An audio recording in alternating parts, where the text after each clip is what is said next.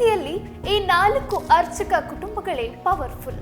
ಈ ದೇವಾಲಯದಲ್ಲಿ ಒಟ್ಟು 58 ಅರ್ಚಕ ಸಿಬ್ಬಂದಿ ಇದ್ದರೂ ಕುಟುಂಬದ ಸಂಪ್ರದಾಯದ ಕಾರಣ ಇಲ್ಲಿ 23 ಅರ್ಚಕರನ್ನ ನೇಮಿಸಲಾಗಿದೆ.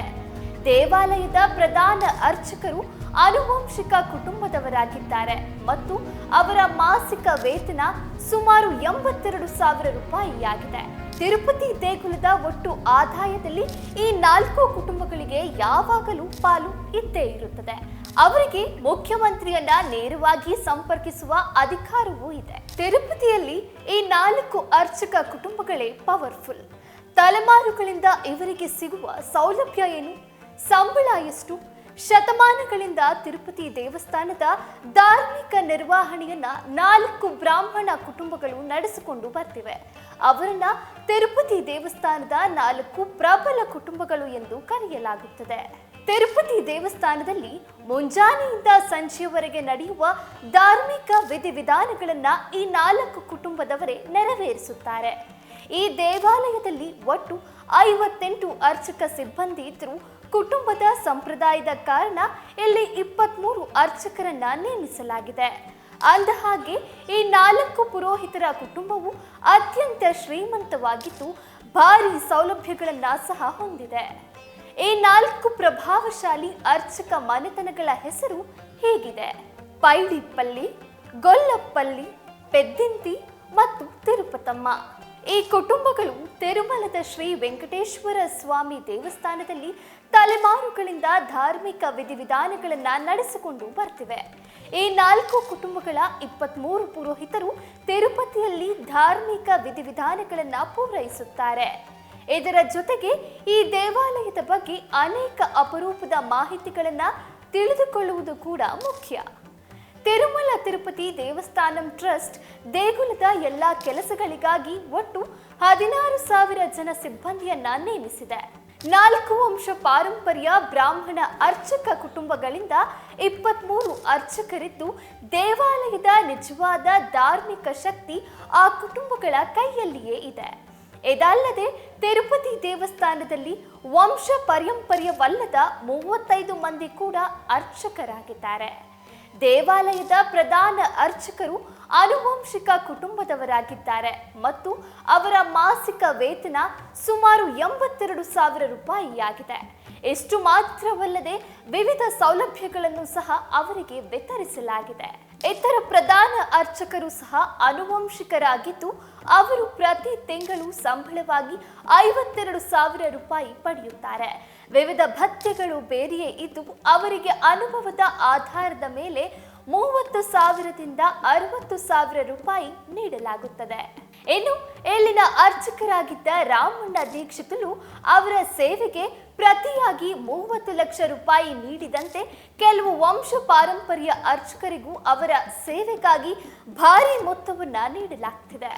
ಅರ್ಚಕರಿಗೆ ಭತ್ಯೆಗಳು ಮತ್ತು ಸೌಲಭ್ಯಗಳು ಯಾವುವು ಬನ್ನಿ ನೋಡೋಣ. ಯಾವುದೇ ನಿಯಮವಿಲ್ಲದಿದ್ರೂ ಸಹ ಸೇವೆಯನ್ನ ಪರಿಗಣಿಸಿ ಎಲ್ಲ ಪುರೋಹಿತರಿಗೆ ವಾಸಿಸಲು ಮನೆಗಳನ್ನ ದೇಗುಲದ ವತಿಯಿಂದಲೇ ನೀಡಲಾಗುತ್ತದೆ. ಎಲ್ಲ ಅರ್ಚಕರು ಸಂಬಳದ ಹೊರತಾಗಿ ವಿವಿಧ ರೀತಿಯ ಭತ್ಯೆಗಳನ್ನ ಪಡೆಯುತ್ತಾರೆ. ಆದರೆ ಅದು ಯಾವ್ಯಾವುದು ಎಂಬುದರ ಬಗ್ಗೆ ಖಚಿತವಾದ ಮಾಹಿತಿ ಲಭ್ಯ ಆಗಿಲ್ಲ. ಟಿಟಿಡಿ ಎಲ್ಲ ಅರ್ಚಕರು ಮತ್ತು ಅವರ ಕುಟುಂಬಗಳ ಆರೋಗ್ಯ ವೆಚ್ಚವನ್ನು ಭರಿಸುತ್ತದೆ. ಟಿಟಿಡಿ ತನ್ನದೇ ಆದ ಅತ್ಯಂತ ಆಧುನಿಕ ಆಸ್ಪತ್ರೆಯನ್ನು ಸಹ ಹೊಂದಿದೆ.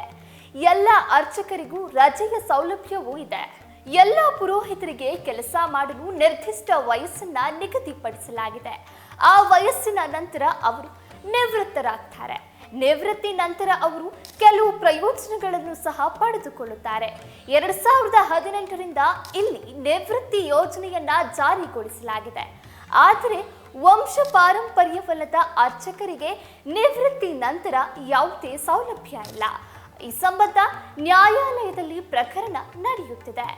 ಪ್ರತಿಯೊಬ್ಬ ಅರ್ಚಕನು ತನ್ನ ಕುಟುಂಬ ಅಥವಾ ಆಪ್ತರನ್ನ ತನ್ನ ಖೋಟಾದಲ್ಲಿ ವಿಐಪಿ ಸೌಲಭ್ಯದೊಂದಿಗೆ ಉಚಿತವಾಗಿ ದೇವಸ್ಥಾನದ ದರ್ಶನಕ್ಕೆ ಕರೆತರಬಹುದು.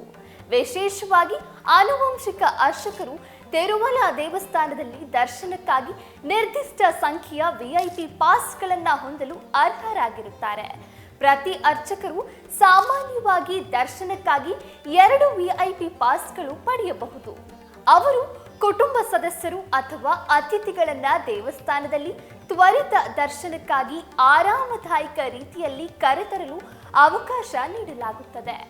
ಪ್ರಬಲವಾಗಿರುವ 4 ಅರ್ಚಕ ಕುಟುಂಬಗಳು ತಿರುಪತಿ ದೇವಸ್ಥಾನದಲ್ಲಿ ವಂಶ ಪಾರಂಪರ್ಯವಾಗಿ ಅರ್ಚಕರಾಗಿರುವ 4 ಕುಟುಂಬಗಳ ಪೈಕಿ ದೇವಸ್ಥಾನದ ಮೊದಲ ಅರ್ಚಕ ಗೋಪಿನಾಥಾಚಾರ್ಯರು ಅವರ ವಂಶಸ್ಥರಾದ ಪೈಡಿಪಲ್ಲಿ, ಗೊಲ್ಲಪಲ್ಲಿ, ಪೆದ್ದಿಂತಿ ಮತ್ತು ತಿರುಪತಮ್ಮ ಕುಟುಂಬದಿಂದ ಬಂದವರಾಗಿದ್ದಾರೆ. ಅವರು ದೇವಾಲಯದ ಆಚರಣೆಗಳ ಸಂಹಿತೆಯಾದ ವೈಖಾನಸ ಆಗಮದಲ್ಲಿ ಪರಿಣಿತರಾಗಿದ್ದರು. ವೈಖಾನಸ ಆಗಮವು ವಿಷ್ಣುವಿಗೆ ಸಂಬಂಧಿಸಿದ ದೇವಾಲಯಗಳಲ್ಲಿ ಪೂಜೆ ಮಾಡುವ 2 ಸಂಪ್ರದಾಯಗಳಲ್ಲಿ ಒಂದಾಗಿದೆ. ಈ ಕುಟುಂಬದ ಜನರನ್ನ ಅರ್ಚಕರು ಮಿರಾಸಿ ಕುಟುಂಬ ಅಥವಾ ಆನುವಂಶಿಕ ಪುರೋಹಿತರು ಎಂದು ಕರೆಯಲ್ಪಡುತ್ತಾರೆ. ಈ ಕುಟುಂಬಗಳು ನೂರಾರು ವರ್ಷಗಳಿಂದ ತಿರುಮಲ ದೇವಸ್ಥಾನದ ಮತ್ತು ಗೋವಿಂದರಾಜ ಸ್ವಾಮಿ ದೇವಸ್ಥಾನದೊಂದಿಗೆ ಸಂಬಂಧ ಹೊಂದಿವೆ ಎಂದು ಹೇಳಲಾಗಿದೆ. ಈ ಕುಟುಂಬಗಳ ಸದಸ್ಯರು ಸಾಂಪ್ರದಾಯಿಕವಾಗಿ ದೇವಾಲಯದ ಆಚರಣೆಗಳು ಮತ್ತು ಪದ್ಧತಿಗಳ ಪಾಲಕರಂತೆ ಕಾಣುತ್ತಾರೆ. ಅವರು ದೈನಂದಿನ ಆಚರಣೆಗಳನ್ನ ಮತ್ತು ವಿಶೇಷ ಸಮಾರಂಭಗಳನ್ನ ಮಾಡ್ತಾರೆ. ದೇವಾಲಯದ ಆಚರಣೆಗಳನ್ನ ನಿಯಂತ್ರಿಸುವ ಆಗಮ ಗ್ರಂಥಗಳ ಅನುಸರಣೆಯನ್ನ ಮಾಡ್ತಾರೆ.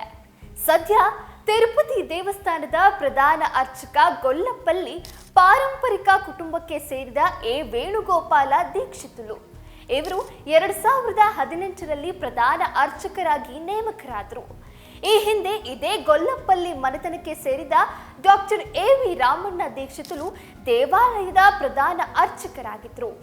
ಮೈಕ್ರೋಬಯಾಲಜಿಯಲ್ಲಿ ಡಾಕ್ಟರೇಟ್ ಪದವಿ ಪಡೆದಿದ್ದ ಅವರು ತಮ್ಮ ತಂದೆಯ ಮರಣದ ನಂತರ 1967ರಲ್ಲಿ ಅರ್ಚಕ ಹುದ್ದೆಯನ್ನ ಪಡೆದಿದ್ರು. ಈ 4 ಕುಟುಂಬಗಳನ್ನ ತಿರುಪತಿಯ ಶ್ರೀಮಂತ ಕುಟುಂಬಗಳು ಎಂದು ಏಕೆ ಪರಿಗಣಿಸಲಾಗಿದೆ ಎಂಬುದನ್ನು ಖಚಿತವಾಗಿ ಹೇಳಲಾಗ್ತಿಲ್ಲ.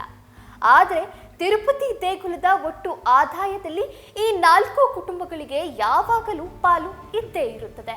ಅಷ್ಟೇ ಅಲ್ಲ, ಈ 4 ಕುಟುಂಬಗಳ ಜನರು ಟಿಟಿಡಿಯಲ್ಲಿ ಪ್ರಭಾವಿ ಹುದ್ದೆಗಳನ್ನು ಹೊಂದಿದ್ದಾರೆ. ಸದ್ಯ ಈ ಕುಟುಂಬಗಳ ಸಂಪತ್ತು ಕೋಟಿಗಟ್ಟಲೆ ಇದೆ ಎಂದು ಹೇಳಲಾಗಿದೆ. ಇದರ ಜೊತೆಗೆ ಅವರು ಸಾಕಷ್ಟು ಪ್ರಭಾವವನ್ನು ಹೊಂದಿದ್ದಾರೆ. ಅವರಿಗೆ ಮುಖ್ಯಮಂತ್ರಿಯನ್ನ ನೇರವಾಗಿ ಸಂಪರ್ಕಿಸುವ ಅಧಿಕಾರವೂ ಇದೆ. ಜೊತೆಗೆ ಅವರು ದೇಶದಾದ್ಯಂತ ಪ್ರಭಾವಿ ವ್ಯಕ್ತಿಗಳ ಸಂಪರ್ಕವನ್ನು ಹೊಂದಿದ್ದಾರೆ. ಈ ಕುಟುಂಬಗಳು ತಿರುಮಲದ ಶ್ರೀ ವೆಂಕಟೇಶ್ವರ ಸ್ವಾಮಿ ದೇವಸ್ಥಾನದಲ್ಲಿ ತಲೆಮಾರುಗಳಿಂದ ಧಾರ್ಮಿಕ ವಿಧಿವಿಧಾನಗಳನ್ನು ನಡೆಸಿಕೊಂಡು ಬರುತ್ತಿವೆ.